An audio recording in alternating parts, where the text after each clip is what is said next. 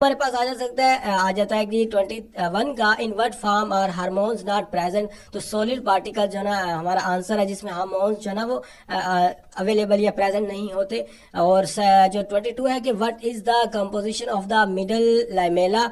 तो इसका जो आंसर हमारे पास बनता है वो है सेलुलोज एंड द पैक्टीन।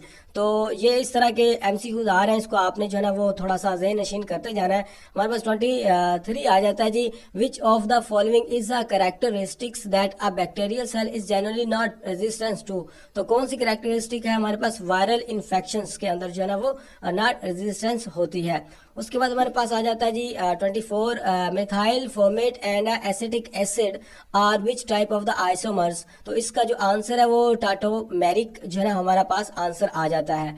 उसके बाद हमारे पास जो नेक्स्ट क्वेश्चन है कि which characteristic is commonly shared between plants and the fungi. तो इसका जो हमारे पास आंसर आ जाता है वो है presence of the chitin in their cell walls.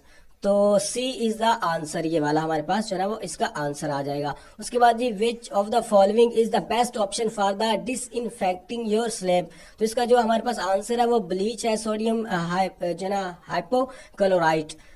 तो इसको वैसे भी आप नशीन कर सकते हैं कि ब्लीच हमारे यहाँ बहुत ज़्यादा चीज़ों में यूज़ होती है, जो हम उसको डिसइंफेक्टिंग करते हैं यानी कि साफ़ वगैरह करते हैं बहुत ज़्यादा चीज़ों में। If we double the velocity and radius of an object what will happen to the centripetal force. अब ये तो वैसे भी अगर आप कोई भी चीज़ जो है ना वो दायरे के अंदर घुमा रहे हैं, उसको अगर आप डबल फोर्स के साथ घुमाना स्टार्ट कर देंगे, जो उसकी स्पीड है वो भी डबल हो जाएगी। आप इस तरह इसको याद रख सकते हैं, थोड़ा सा जुगाड़ वगैरह कुछ चीज़ें होती हैं जो मेरे ज़हन में आ जाती हैं, वो मैं आपको बता देता हूँ। विच of the following best describes the nature of the ammonium chloride. Ammonium chloride की जो नेचर है उसको सबसे अच्छा जो है ना वो क्या ये जो है ना होते हैं वो वीक एसिड होते हैं। बी जो है ना हमारे पास वो आंसर आ जाता है। 21 है what is the chemical formula of the wood spirit. तो ये CH3OH, जिसमें मेथनॉल भी इसको कहते हैं, हाइड्रोक्सी जो है ना हमारे पास इसके साथ एक आइसोमर भी अटैच होता है। उसके बाद हमारे पास आ जाता है जी 30, ही इज ब्लाइंड। इंग्लिश क्या है, प्रपोजिशन है ही इज ब्लाइंड इन। यहाँ पर सी जो है ना वो इसका आंसर हो जाता है। ब्लाइंड इन होता है वर्ड जिसमें हम इन को as a preposition, fix preposition इसके साथ इस्तेमाल करते हैं।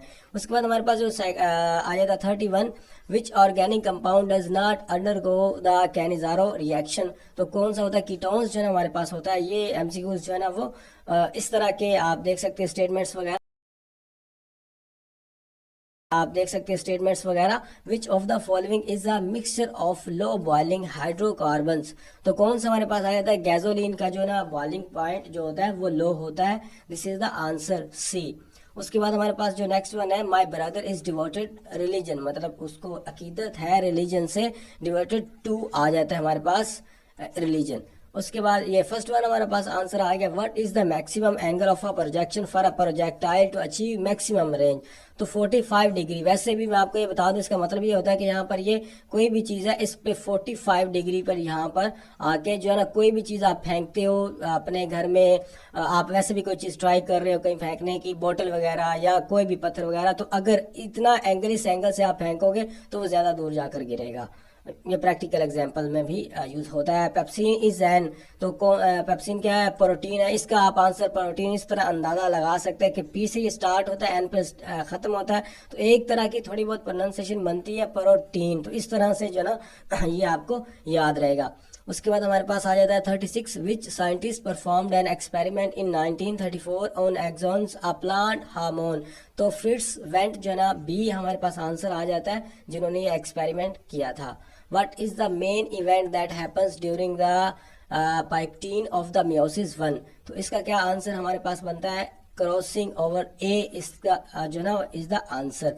उसके बाद आ जाता है 38 one, what is the term for energy per unit volume. Per unit volume की जो है ना हमारे पास क्या टर्म बनती है, एनर्जी डेंसिटी जो है ना वो ए इसका आंसर बनता है।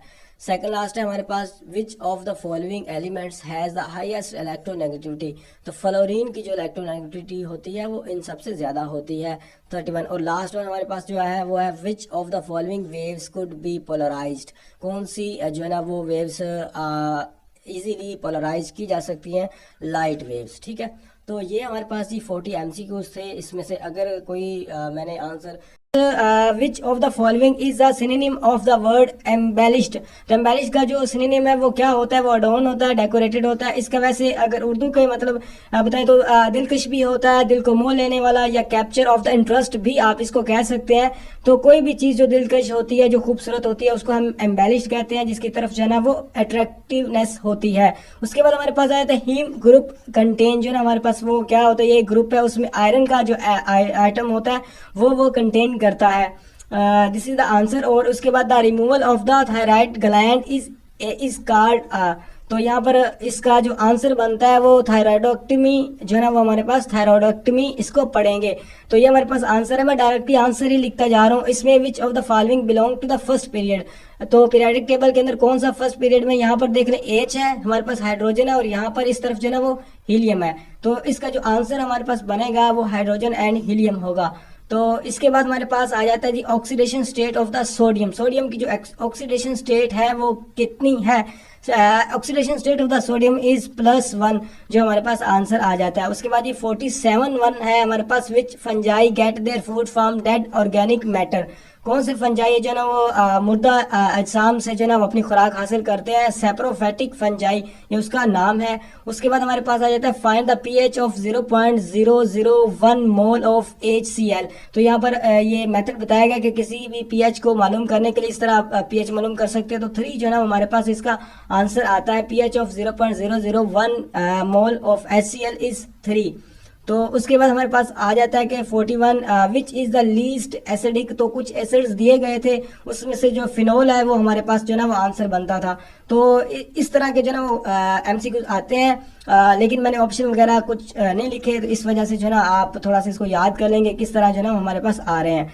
क्योंकि जिन्होंने ये हमें बताए हैं उन्होंने यही बताया, मतलब उन्होंने डायरेक्टली जो ना वो आंसर बताते गए हैं साथ में, और हमें वो नहीं बताए गए। उसके बाद ये हमारे पास fungi that cannot live without a host are called. इसका क्या मतलब आंसर बनता है हमारे पास जी obligate parasites. Fungi that cannot live without a host are called obligate parasites. उसके बाद हमारे पास आ जाता है 51 फैसिनेटिंग सिनोनिम। फैसिनेटिंग का मतलब भी आपको पता है जी, फैसिनेट करना, कैपिटेटिव, कंपेलिंग, ये भी दिलकश के मीनिंग के अंदर आता है, दिल को मोह लेना वाला, और कैप्चर द इंटरेस्ट इसको भी कहते हैं। तो फैसिनेट वैसे भी हम आम वर्ड सुनते आते हैं। The cell wall of the cyanobacteria is formed. तो peptidoglycan layer and outer membrane peptidoglycan. तो ये इसका जो है वो नाम बनता है हमारे पास। उसके बाद जी the combined effect of the inductance. तो इसका क्या आंसर बनेगा, इम्पीडेंस। और उसके बाद हमारे पास आ जाता है 54 which vitamin is given to the new born baby to prevent excessive bleeding. Excessive bleeding से बचने के लिए कौन सा वाइटामिन जो ना वो दिया जाता है। तो ये हमारे पास आ जाता है वाइटामिन के। तो वाइटामिन के जो हमारे पास आ जाते हैं ABCD के तक, और उसके बाद कम्प्लेक्स B1, और इनके फंक्शन वगैरह आप जो है ना वो थोड़े से देख के जाइएगा।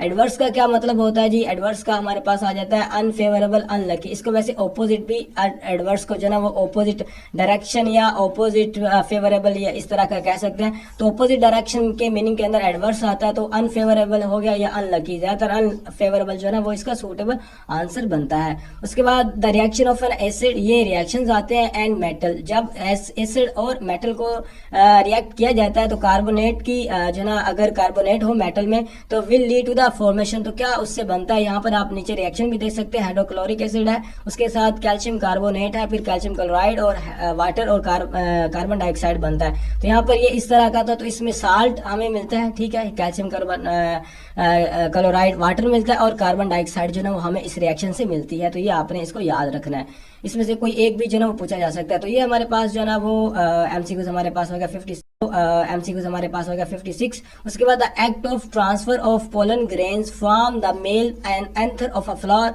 To the female stigma. तो इसका जो हमारे पास आंसर बनता है पोलिनेशन। ये एक तरह की उसकी डेफिनेशन ही है पोलिनेशन की। हमारे पास आ जाता है जी the molecule with the shorter bond angle is.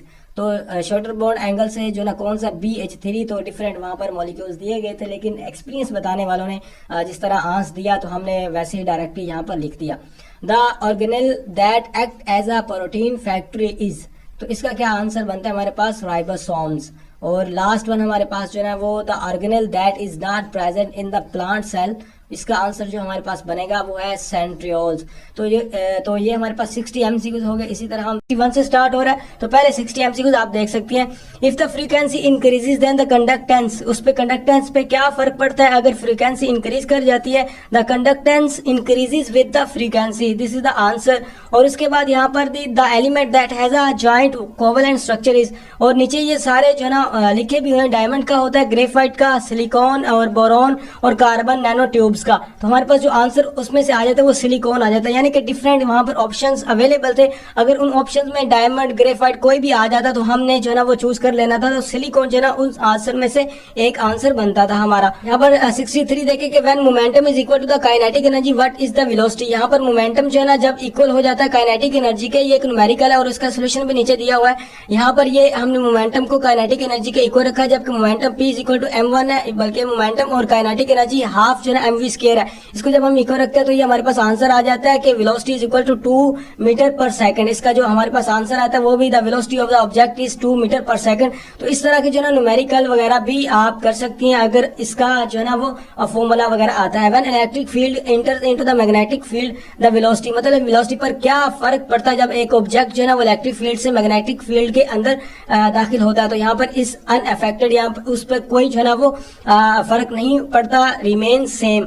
इसके बाद जी vaccine for rabies was discovered by, जब कोई भी डॉग वगैरह या अनवैक्सीनेटेड एनिमल बाइट करता है तो हमारे पास जो वैक्सीन उसको दी जाती है रेबीज यानी कि ह्यूमन बीइंग वगैरह को, तो वो किसने जो है ना डिस्कवर की थी? Louis Pasteur and his colleague in 1885। ये आपने डेट भी याद रखनी है। उसके बाद हमारे पास आता है which scientist gave the germ theory. Germ theory जो है वो किस साइंटिस्ट ने दी थी? रॉबर्ट कोच, इसने जो है ना वो जर्म थ्योरी दी थी। यहाँ पर ये उसकी जो है ना वो date of birth and date of जो है उसकी डेथ वगैरह के बारे में लिखा। CRO can be use to measure, तो किसके लिए मेजर किया जाता है? करंट एंड वोल्टेज के लिए जो हम इसको मेजर करते हैं, यूज करते हैं sorry. Unit of the surface tension is same as, तो सरफेस टेंशन का जो यूनिट है वो न्यूटन पर मिनट में जो मीटर के बिल्कुल सेम रहता है, इसके सेम ही है। इसका फॉर्मूला भी 3D hydroxybenzene is known as, यहाँ पर 3D hydroxybenzene is also known as. तो इसका जो है यहाँ पर आंसर भी लिखा हुआ है, it is a white crystalline solid. ये तो खैर उसकी डेफिनेशन जो इसका आंसर है हमारे पास वो रिसोर्सिनॉल, इसका जो है ना वो आंसर बनता है।